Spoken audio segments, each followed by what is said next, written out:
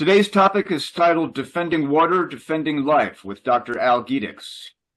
Dr. Gedicks will speak about the conflicts that have arisen over metallic sulfide mining and its impact on water from the Great Lakes to El Salvador. These conflicts involve indigenous and rural communities and their rights to defend themselves against ecologically destructive mining projects. Dr. Al Gedicks is an environmental sociologist and indigenous rights activist and scholar. He has written extensively about indigenous and popular resistance to ecologically destructive mining and oil projects. In 1977, he founded the Center for Alternative Mining Development Policy and assisted the Mole Lake Sikogagan Ojibwe tribe in successfully resisting Exxon's proposed metallic sulfide mine upstream from the tribe's wild rice beds. He is the executive secretary of the Wisconsin Resources Protection Council and presently working with the Menominee Indian Tribe of Wisconsin and the Coalition to Save the Menominee River to oppose the proposed Back 40 sulfide mine next to the Menominee River on the Wisconsin-Michigan border. Al, the floor is yours. Thank you. A little background on the photo you see of a demonstration that occurred in 1986 at the state capitol in Madison, Wisconsin, against the proposed Exxon Crandon mine next to the Mole Lake reservation. A little bit of background on how that photograph fits into the larger picture of long-term resistance of indigenous people to mining projects in the upper Midwest. 1976, I was a graduate student, sociology graduate student at the University of Wisconsin-Madison, and I was approached by the Mole Lake Tribal Council, who had just been informed that Exxon had discovered one of the 10 largest zinc copper deposits in North America upstream from their reservation and their wild rice lake, and they were concerned that any discharge from the proposed sulfide mine would destroy their wild rice and also the livelihood of the several hundred members of the Mole Lake community who reside at Mole Lake next to their wild rice lake. The Mole Lake tribe is the smallest reservation in Wisconsin, in contrast to all the other Ojibwe tribes who have reservations of 12 square miles. The Mole Lake tribe was left out of the Treaty of 1854 and existed for several decades as squatters in the area that later became known as the area where the reservation was eventually granted in 1934 under the Indian Reorganization Act. The tribe was concerned, of course, that the mine would destroy the wild rice lake, which was part of an 1,800-acre reservation, and again, the smallest reservation in the state of Wisconsin, and one of the poorest tribes in the state of Wisconsin. And now they were confronted with a mining project which had widespread political support among the power elite in Madison, the politicians, the legislators, the regulators, and even some environmental groups who thought that Exxon could do a responsible mining project because of its power and its financial resources. And so at the very beginning of this project, the only people that were opposed to the mine were the Mole Lake Sikogagan Chippewa. And what they were doing was going against a virtually unanimous support for the mining project in all the powerful sectors of the economy and the political structure of Madison and Wisconsin. And so the first thing that we did in 1977 was apply for a federal grant to do a comprehensive environmental, social, and economic impact study of the mining project on the the Mole Lake tribe and the surrounding waters.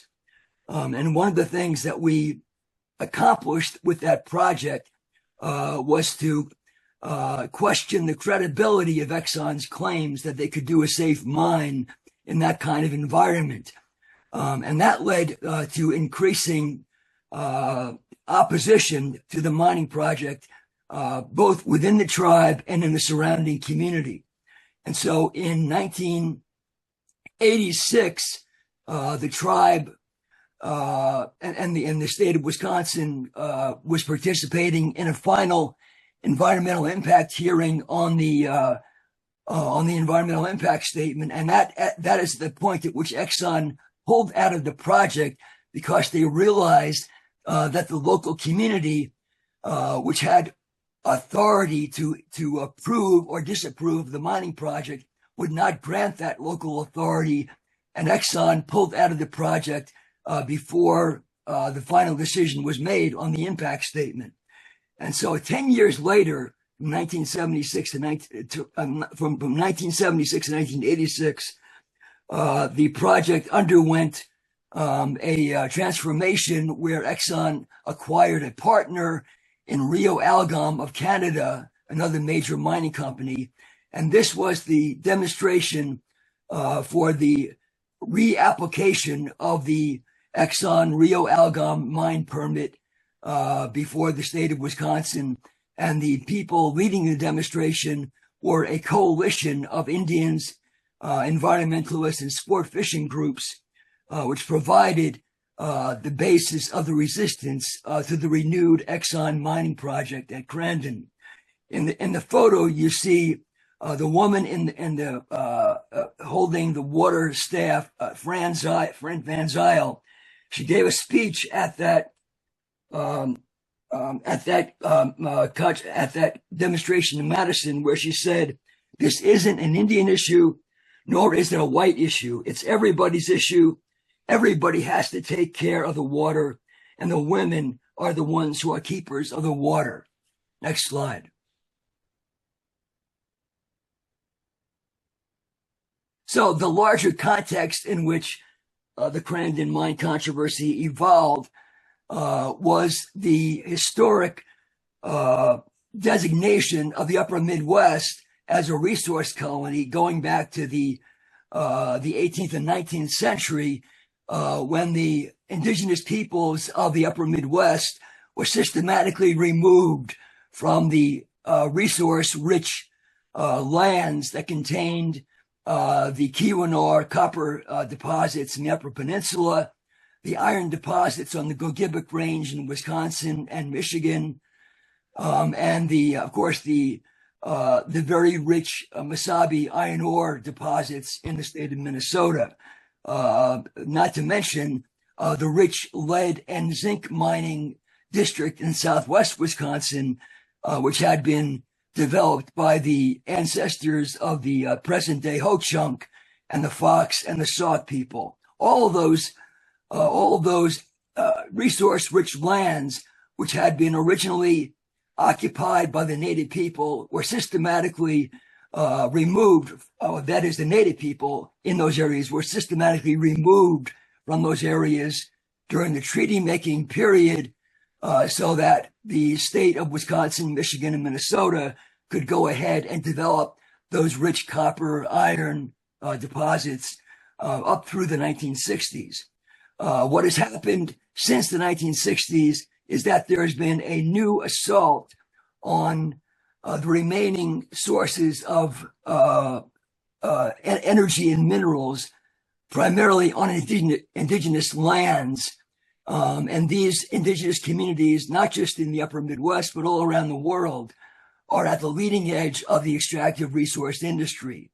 And the whole point about the assault on native populations is that these native nations account for 10 to 15% of the world's population, but they have traditional claims to 25 to 30% of the Earth's surface and land resources.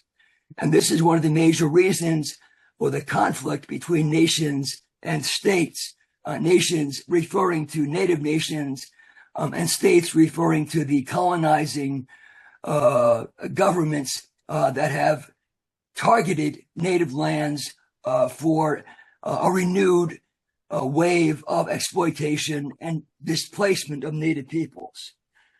This, of course, is all the more important in the context of the current drive for a transition to an electric vehicle economy, which requires enormous resources in the form of nickel and cobalt and lithium that is primarily located either on or adjacent to the lands of native peoples all around the world.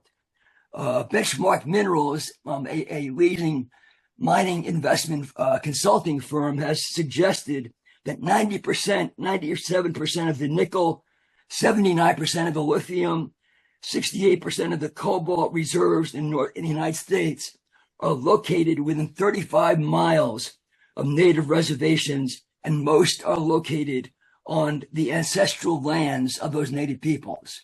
Next.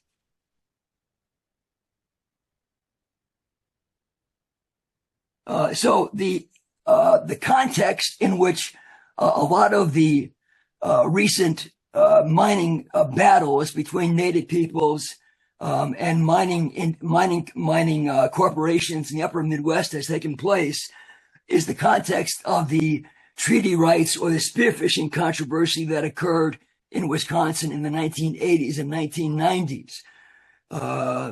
When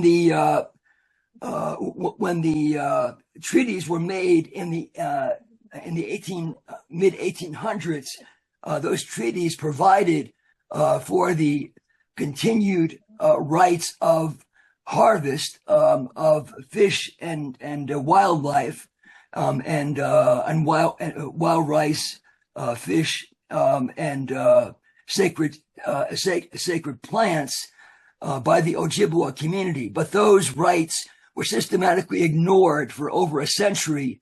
And when those rights were challenged in federal courts in the 1980s, the federal courts upheld those 19th century treaties and the off-reservation harvest rights of the Ojibwa populations.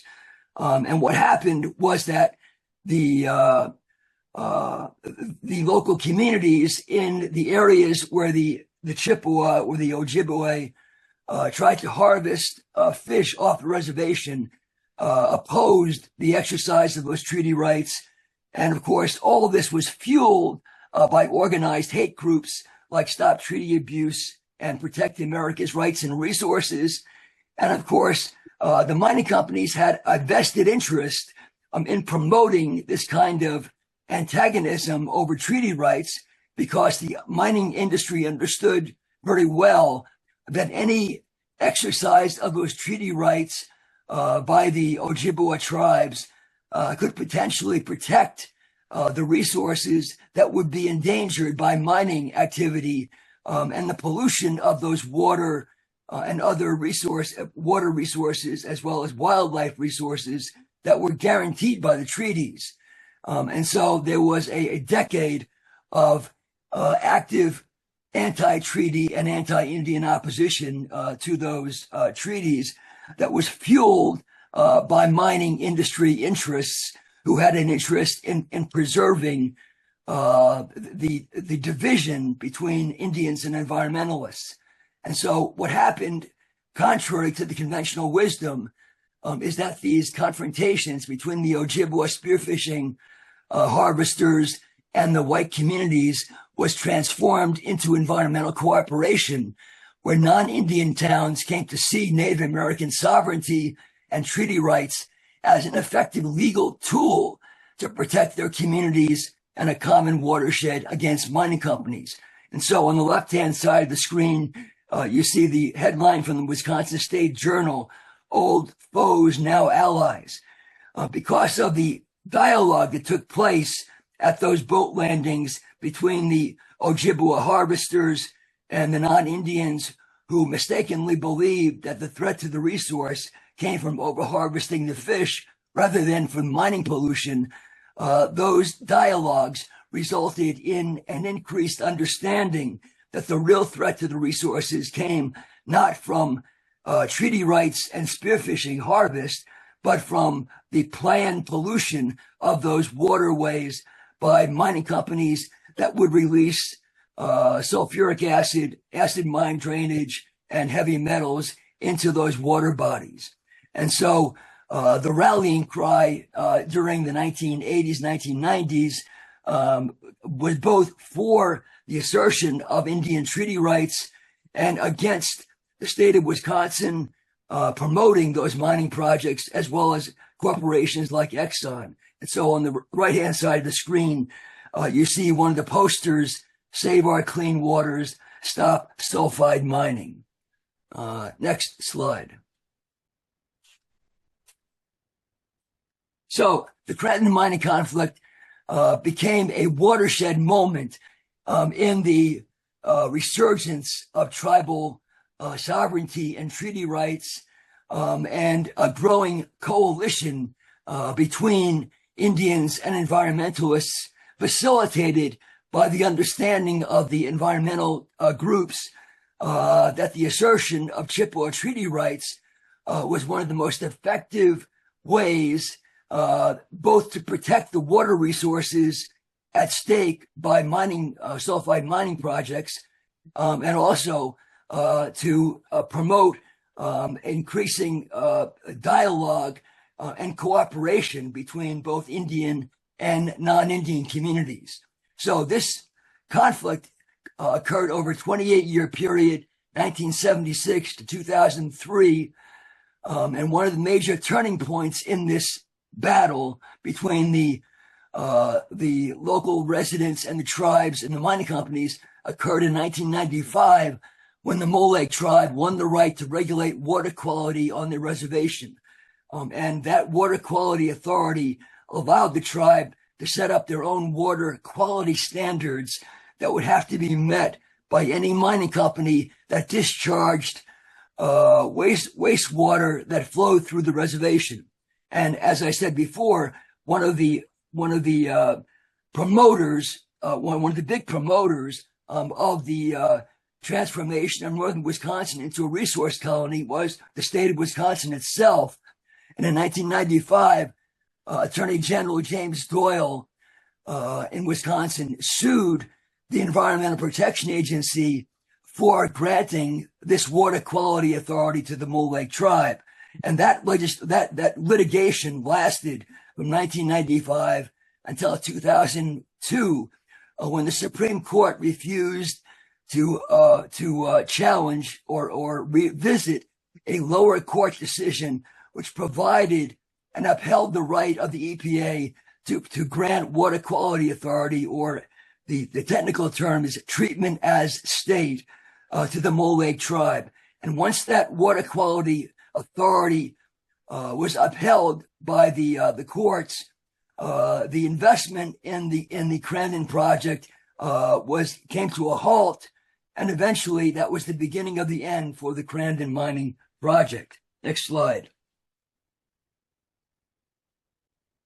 So it was, and the significance of the Crandon mine conflict was not simply a tribe opposing the largest corporation in the world, Exxon Mining, with their Canadian partner Rio Algom, but it was also a political awareness movement that resulted in landmark legislation called the Mining Moratorium Law, or what is known now as Prove It First.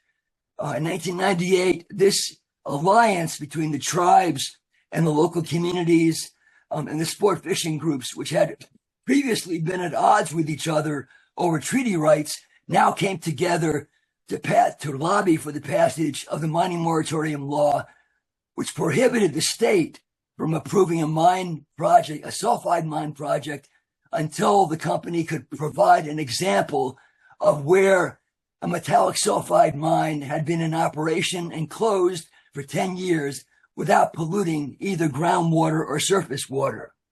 And in 1998, when that mining moratorium law was passed, that was the point at which Exxon pulled out of the Crandon project and left the major responsibility for the project in the hands of Rio Algom, their Canadian partner, which did not have the kind of financial resources to continue with the project in light of the significant opposition of the local community and the entire environmental community in the state of Wisconsin. And after the passage of that mining moratorium law, there were articles that appeared in the major mining journals, like the Mining Environmental Management Journal in 2000, portrayed this political movement responsible for the Prove It First legislation as, quote, an example of what is becoming a very real threat to the global mining industry. This was the beginning of the rhetoric about social license to operate, because what had happened in the state of Wisconsin was that the corporations had exhausted their political influence in changing the laws and the regulations and buying off politicians, and they still failed to prevent the opposition movement from not only stopping the mine, but also enacting this landmark legislation. And this was an example that the international mining industry found very upsetting, obviously, and was an indication of a growing anti-mining activism on a global scale. Next. Now, the sulfide mining industry did not sit back and allow this legislation to provide other states with the idea that they could do the same thing. But for the first 20 years of the mining moratorium legislation, from 1998 until 2017, no company in Wisconsin was able to successfully permit a sulfide mining project because they could not meet the requirements of the Prove It First legislation. They could not find an example of where a sulfide mine had been non-polluting. Dr. Steve Everman summarized the dilemma of the mining industry perfectly well when he said the sulfide mining industry has a perfect track record of water pollution. So instead of addressing the issue of sulfide mining and its water pollution, the mining industry put all its resources into repealing the law in 2017. But they can't kill the idea of Prove It First, because now Minnesota has a chance to enact Prove It First. And in February of this year, Senator Jen McEwen testified before a hearing in the state legislature of Minnesota. And what she said was to bring international attention to the fact that the upper Midwest is the site of some of the world's most important water resources that are at stake in the question of whether to permit new sulfide mining. What she said was, here in northern Minnesota, we have the conjunction of three major watersheds of the continent. We're at the center of water in the continent.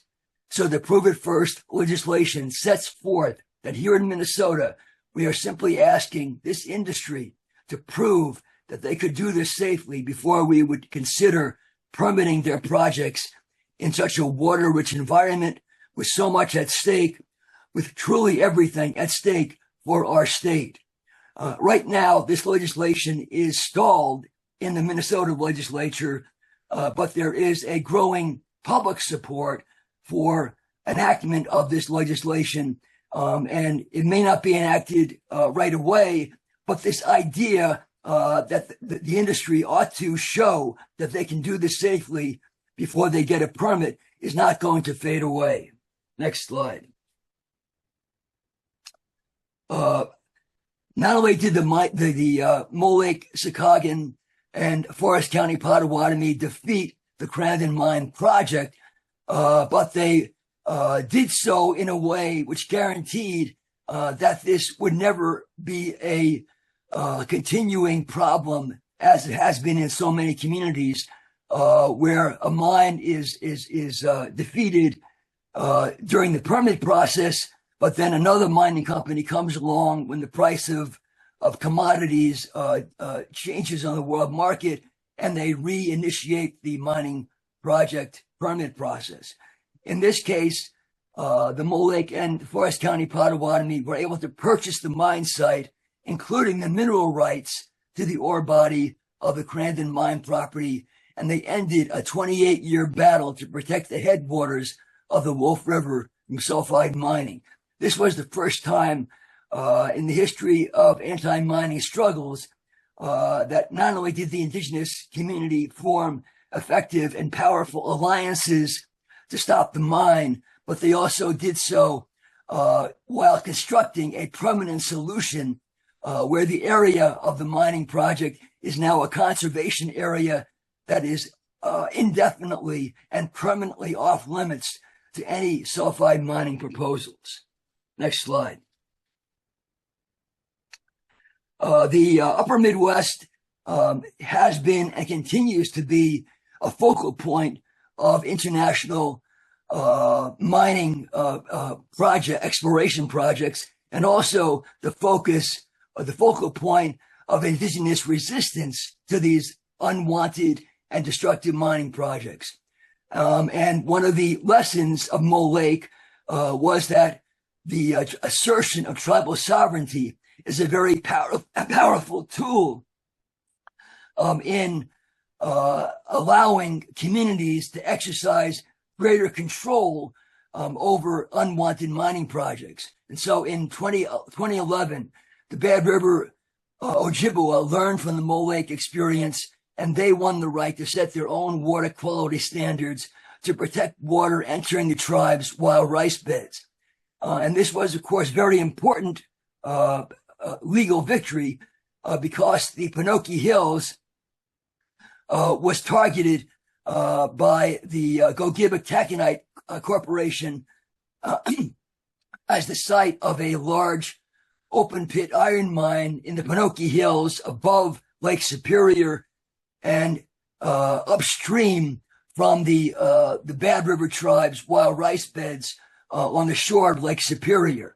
And so any development of that mining project, which would have been the largest open pit iron mine in the world, would have released environmental pollution that would have destroyed the Bad River tribe's wild rice beds on the shore of Lake Superior and threatened the water quality of Lake Superior, not to mention the surrounding communities in Ashland, Bayfield, and Washburn, Wisconsin, all of whom aligned with the tribe to oppose the Gedicks Taconite proposed iron mine in the Pinocchio Hills.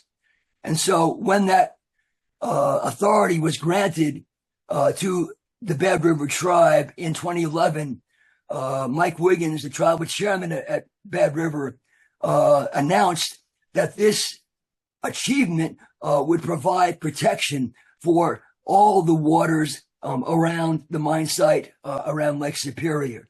From just north of the Pinocchio Mountain area to Lake Superior, our tribe, that is Bad River tribe, is ready to stand up and protect Nibi, which is the Anishinaabe word for water, for all peoples and future generations.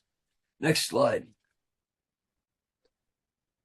In February 2015, 2 years after Governor Walker signed a controversial iron mining law, which was designed to speed up the mine permitting process, Gedicks Taconite pulled the plug on the mine because the project, they said, was not feasible, citing, quote, unexpected wetlands at the mine site. And in the photos, you see the demonstration of the overpass light brigade, which supported the resistance of Bad River and other indigenous communities against unwanted mining projects, and to support the treaty rights that were the foundation of the legal challenge or the potential legal challenge to any mining project which infringed upon the treaty rights of the Lake Superior Ojibwe. The Overpass Light Brigade was located at the University of Wisconsin-Milwaukee and came into existence during what is known as the Wisconsin Uprising, when Governor Walker submitted legislation called Act 10, which eliminated the bargaining power of the states' unions to bargain effectively and overturn a decades worth of labor rights under Wisconsin legislation. Next.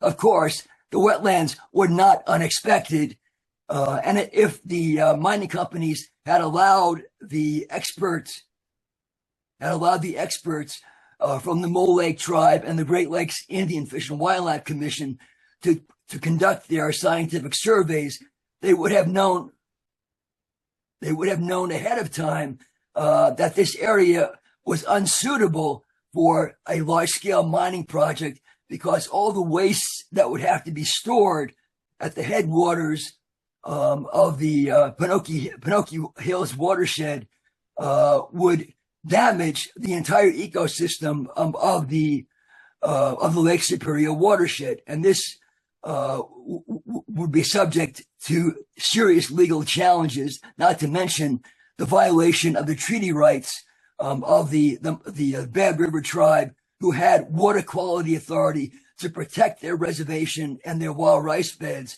from any pollution upstream from their wild rice beds. And so the mobilization of the community in support of the Bad River tribe generated an enormous amount of support among activists, poets, musicians, members of the entire community who spoke out, reading poems at meetings, vigils, other gatherings. The poet Rob Ganson, who took the picture you see in the photo of a member of the bulletproof security detail that was hired by Gedicks Mining Company to intimidate the opposition to the proposed iron mine in Iron and Ashland County. He said, "We saw the entire county board in Ashland County go from being in favor of the mine to being against it." And his poem, High Noon at the Sioux River poem, is on the left side of the screen. And it goes, "I'm loading my pen with invective again, screaming the truth to power, protecting the hills they want to devour with explosives and vast machines that scour the earth for iron and gold." This was the first time in the upper Midwest where a mining company has employed a private security firm, as evidenced by the armed guards that were imported into northern Wisconsin forests to, as I said, intimidate the growing opposition to the Pinocchio Hills mine, which eventually withdrew from the project in 2015. Next slide.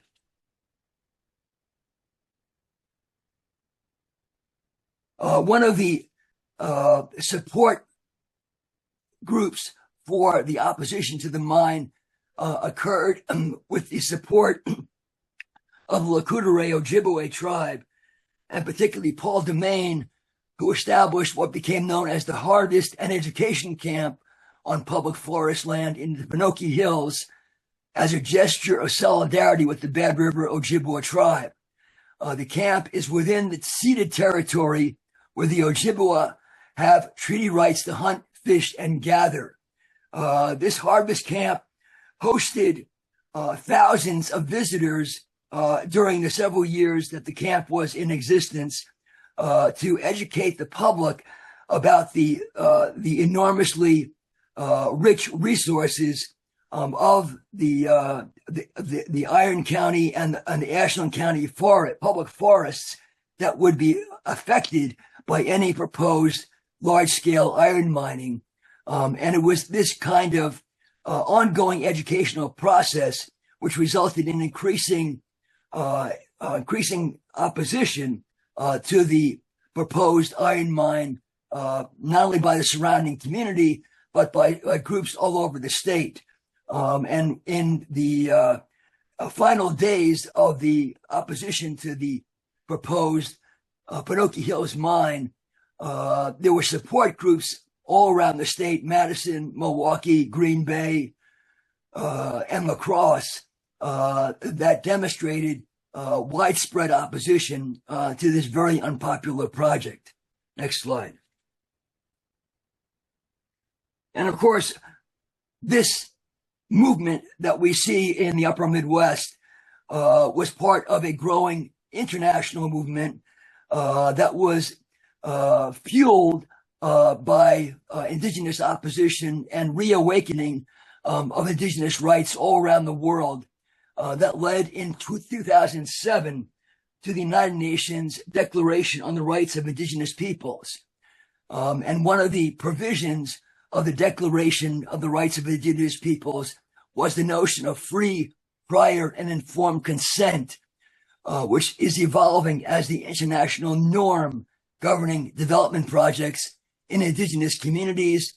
And in the last several years, free, prior, informed consent has also been seen as the best practice standard for non-indigenous communities. And so there has been this crossover between the rights that have been asserted in indigenous communities and the rights that are increasingly being asserted in other non-indigenous communities who are facing the same kinds of threats, especially from the recent push to mine increasing ore bodies of lithium and nickel and cobalt and copper in pursuit of the objective of a transformation to a clean energy economy at the expense of the indigenous communities whose lands are now being exploited just as they were in previous centuries. Next. So free, prior, and informed consent has revitalized indigenous efforts to assert self-determination and resist unwanted mining projects in countries like Guatemala. There have been 65 plebiscites or consultas which have been held about mining projects on indigenous lands in Guatemala. More than 1 million people have expressed their opposition, mostly out of concern over water pollution and its devastating impact on agriculture. Despite arguing that the votes are not legally binding, the government of Guatemala was forced to suspend new metal mining licenses for 2 years to stop massive indigenous protest. Next slide. This is a photo from a public hearing in Menominee, Michigan. About the proposed Back 40 metallic sulfide mine next to the Menominee River, which is on the traditional lands of the Menominee Indian tribe of Wisconsin. And this is one of the first occasions in which there is this emerging coalition between the Menominee Indian tribe of Wisconsin plus the local communities in both Michigan and Wisconsin, which would be affected by a metallic sulfide mine on the Menominee River, which is the border between Michigan and Wisconsin. What happened at the hearing and after the hearing is that the mining industry is coming to realize that controversial projects can be stopped dead by local people and communities, threatening shareholder value and destroying executive careers. And this is a reflection of what the mining industry has come to recognize as a social license to operate. This is a license which has nothing to do with state authority or state regulatory legal systems. This is a power of the community to either support or oppose mining projects. And so the notion of a social license is a local community's either acceptance or approval of a company's presence and their activities. It is intangible and unwritten and cannot be granted by the Michigan Department of Environmental Quality or the Minnesota Pollution Control Agency or any other state agency or legal authority. Next.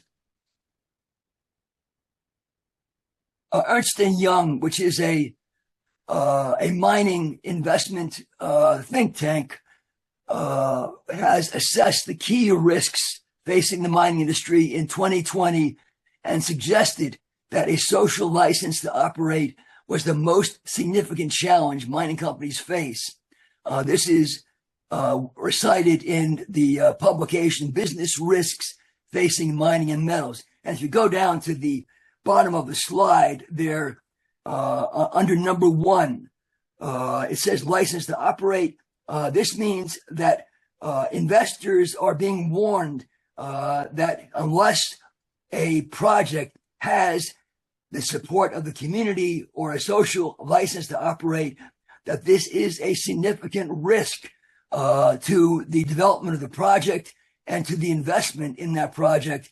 And when there is significant opposition expressed through popular referendums or legal challenges or demonstrations against the mine, this is an indication to investors that this is a risky project which should not go ahead if they want to preserve their own financial well-being. Next. The Menominee Nation water protectors have joined with local citizens, environmental and sport fishing groups in both Michigan and Wisconsin in persuading towns, counties, and tribes to pass resolutions opposing the Back 40 metallic sulfide mine. Menominee County, Michigan, which is the site of the proposed mine, voted 5-4 to oppose the project. And this is the scene after the vote in Menominee, Michigan, where the opposition was successful in telling the Aquila Resource Corporation, which was the promoter of this metallic sulfide mine, that the community of Menominee, Michigan, where they are located, did not have the support of the community in promoting this mining project. That message, of course, was a ringing indication of the growing power of this alliance between the tribes, the sport fishing community, and the environmental community. And it is also an indication that whenever you have mining projects being proposed, there's a tendency to focus exclusively on the state permitting process. And what this movement suggests is that outside of the state permitting process, there is a social organizational process, which is just as, if not more effective, in expressing the will of the community and affecting the final outcome of mining projects. Next. So in recent years, there's been a significant increase in the number of production stoppages and confrontations at mines relating to social license to operate. Next. In March 2017, El Salvador became the first country in Latin America to impose a nationwide ban on metal mining. Legislators overwhelmingly voted in favor of the ban, claiming that the country's dwindling clean water supply could not sustain metal mining operations. And what was significant about this vote was that the Catholic Church, which is a major force in Latin America and in El Salvador, came together with the environmental justice community and also, surprisingly, the right-wing Arena Party, which had organized death squads in El Salvador against their opposition in the 1980s, came together with the environmental community in support of this nationwide ban on sulfide mining, precisely over the issue of protecting a clean water supply. Next. And of course, this is not limited to Central and South America.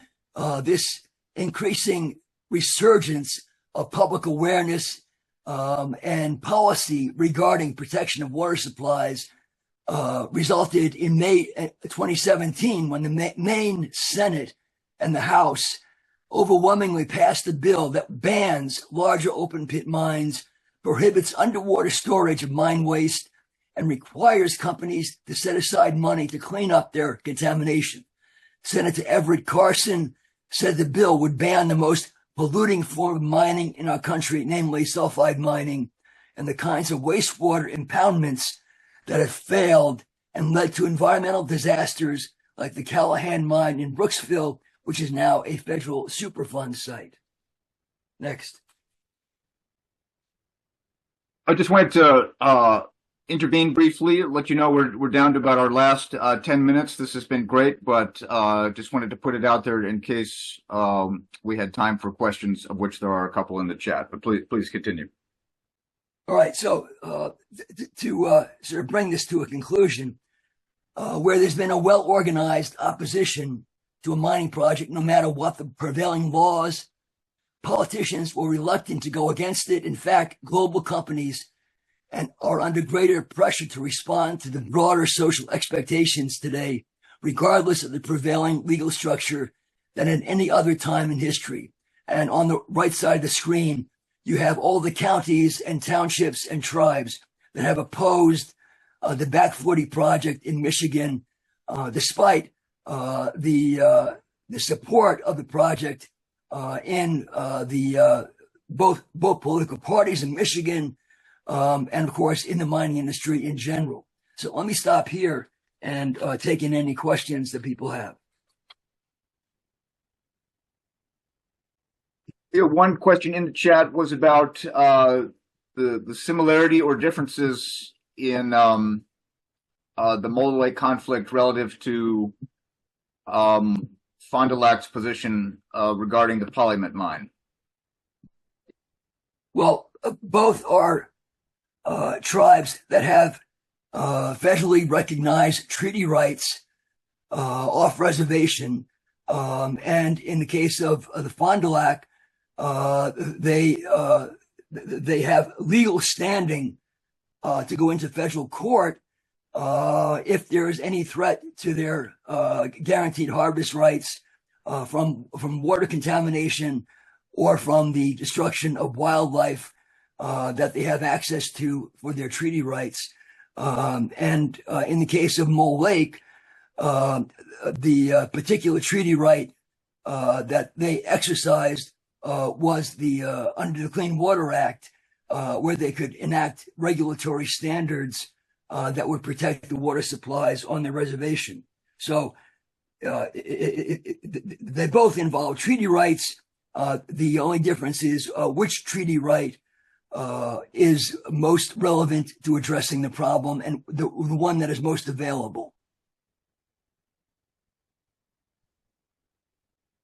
Thank you for that. Another question was, have you noticed any changes in the mining company rhetoric or marketing strategies in the face of public resistance? Is the whole green nickel or greenwashing trend just opportunistic because there are big subsidies, or is it a way that they have found to try and divide opponents from one another?